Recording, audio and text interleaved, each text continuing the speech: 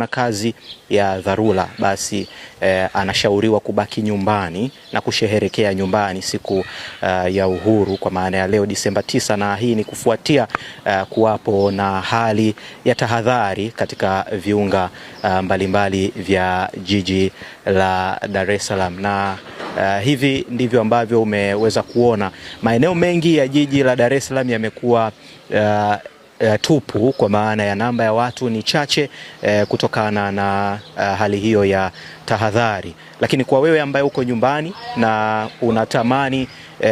kufika katika ama unalazimika kufika katika majukumu yako ya kazi, basi hakikisha unachukua ama unabeba vitambulisho vyako muhimu